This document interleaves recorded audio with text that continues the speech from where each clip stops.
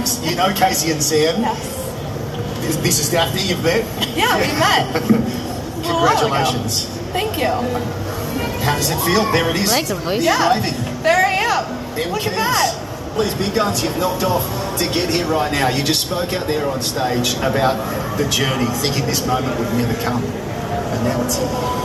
And you're sitting here and you've got this lot, they've run out of the stadium and cheering. Imagine what it's like back home too. Breakfast time in the US. I know. I made sure that I texted my mom right away because I knew if I didn't, she would be just running around the house like a crazy person. So I made sure to text my mom. I'm definitely gonna have to call her in a little bit, but been in a final before, but tonight, before you walked out there, how did you feel? I actually felt pretty good. I really just had, honestly, my only goal was to make sure that I played how I wanted to play and not have any regret, because the US Open final that I lost, and the last time we played Sabalenka at the US Open, I walked off the court and I had a lot of regret because in the big moments I felt like I kind of backed off and she played the way that she wanted to, and I was going to absolutely be okay if I played how I wanted to and she beat me.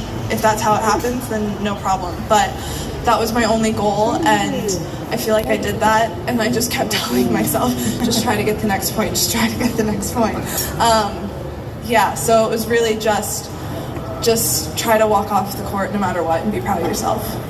Well, you absolutely did that. There was a couple of really key moments in that third set. 1-all, love 30 on your serve. You played unbelievable 4 points. 5-all, 30-all. It was like you just turned into an amazing version of yourself, which was already incredible. And those last 7 or 8 points were just off the charts. Was that just exactly, that's the conviction that you were talking about? Was that at that time you said that to yourself, that's what I need to do, or it just happened? I just kept, honestly, I kept saying to myself, like, just be brave. Like, just go after your shots. You know she's going to go after them, so you don't want to get behind in points. And then once I was able to hold and go up 6-5, I just kind of said to myself, okay, no matter what, like, there's a match tiebreak, you're still in this, just go for it. She's been winning, her service game so easily.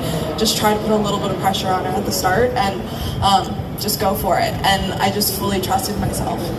We were talking before, no female has lost more games en route to the title than you have. The big names.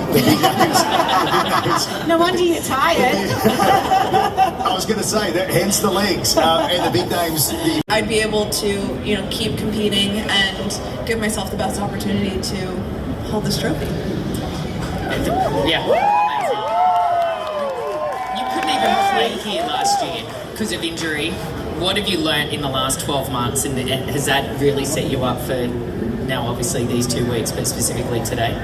I think dealing with some of the injuries that I dealt with last year really kind of forced me into some changes, and it made me kind of have to stop being stubborn and listen to my husband. And, it pushed me to get a little bit uncomfortable and be okay with that.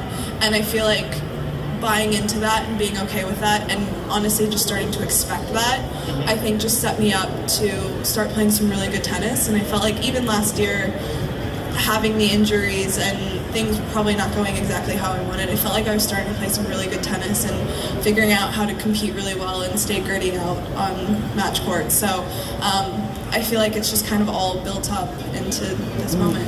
You and Bjorn, you got married in November. You described it as the best weekend of your life. He's not within earshot at the moment. 2 months later, how does this compare? No, that was still the best weekend. Yeah, good, right answer. Right answer. And this was you coming out of the Walk of Champions. You spotted your name on the LED in there? Yes, I did. As I was walking, I was like, oh my God, I'm going to be up here next year. That's so cool. Yeah, they don't muck around here. The engravings, getting up there. Your team. Talk us through. Just obviously there's Bjorn and your big embrace. He walks away with a bit of silverware tonight, but just the work that goes on behind the scenes to get you to where you are now. I have the absolute greatest team. They have really believed in me in the moments that I didn't believe in myself, and they the people at home as well, and also along your journey, obviously mentors like Lindsay Davenport and people that have really probably seen you. Sometimes no one knows what goes on behind the scenes, right? And it's tough, maybe at your worst, but talk to us a little bit about those mentors that have helped you along the way, and your family back home that have obviously supported you. Yeah, Lindsay was one of the first people to text me this morning. I really wish that she was here today. That would have been really fun. But Lindsay has been, one of my biggest supporters, and we're still incredibly close. So to have someone like her in my corner, and I mean, my mom has been.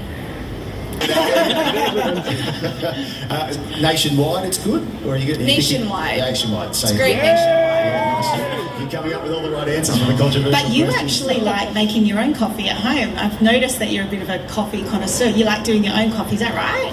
I'm honestly so excited to go home and make my own cup of coffee. It's you got it. We're just seeing some of these highlights tonight. The opposition this evening, Sabalenka.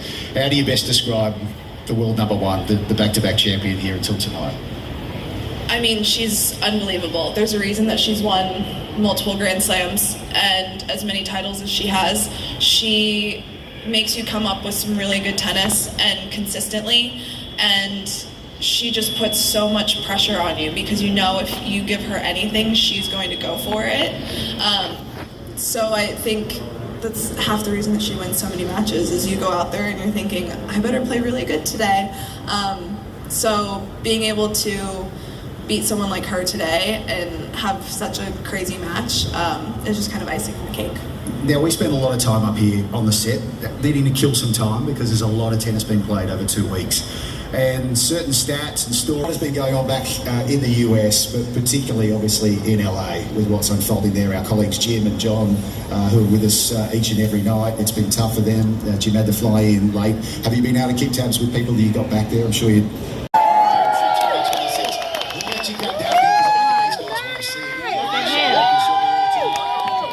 Ladies and gentlemen, when you're watching around Australia here at Melbourne Park, love you,